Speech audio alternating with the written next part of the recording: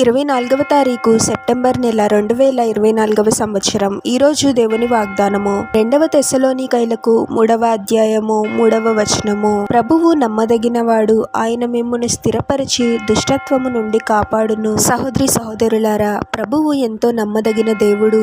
ప్రభువుపై ఆధారపడే వారిని ఆయన ఎన్నడూ విడిచిపెట్టడు. భూరెక్కల క్రింద మనం సురక్షితంగా జీవించగలము. ఆపత్కాలంలో ప్రభువే నమ్ముకొనదగిన సహాయకుడు.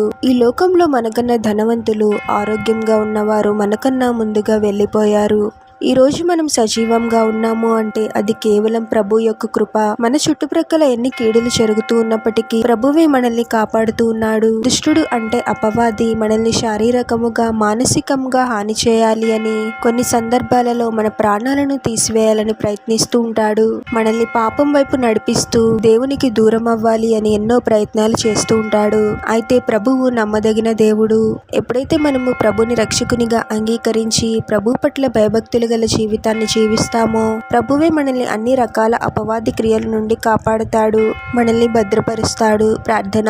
పరిశుద్ధుడు ప్రభువా, మీ పరిశుద్ధమైన పాదాలకు వేలాది వందనాలు, స్తుతులు, స్తోత్రాలు చెల్లించుకుంటున్నాము తండ్రి. మరొక నూతన దినములోనికి మమ్మల్ని క్షేమంగా ప్రవేశింపచేసిన దేవా, మీకే స్తోత్రం ప్రభువా. మేము మా కంటితో చూడలేకపోవచ్చు, కానీ ఈ లోకంలో ఎన్నో అపవాది క్రియలు, కీడులు జరుగుతూ ఉన్నాయి ప్రభువా. ఈ రోజు మేము సజీవుల లెక్కలో ఉన్నాము అంటే అది కేవలం మీ కృపయే తండ్రి. మీరే మమ్మల్ని కాపాడుతూ ఉన్నారు ప్రభువా. మాపై మీకున్న ప్రేమను గుర్తించడానికి మాకు సహాయం చేయండి తండ్రి. మీ పట్ల భయభక్తులు గల జీవితాన్ని జీవించే వారముగా మమ్మల్ని దీవించండి ప్రభువా. మీరే మమ్మల్ని అన్ని రకాల అపవాది క్రియల నుండి కాపాడి మీ రెక్కల క్రింద మేము సురక్షితంగా జీవించే వారముగా మమ్మల్ని దీవించమని ఈ ప్రార్థనలో ఏకీభవిస్తున్న ప్రతి ఒక్కరిని పేరు పేరున దీవించి ఆశీర్వదించి అభిషేకించమని, వారు చేసే ప్రతి పనిలో మీరే వారికి తోడుగా ఉండి వారిని అన్ని కీడుల నుండి, అపాయాల నుండి మీరే వారిని రక్షించమని ఈ మా మనవులన్నీ యేసుక్రీస్తు వారి పరిశుద్ధ నామంలో అడిగి వేడుకొనుచున్నాము తండ్రి. ఆమేన్.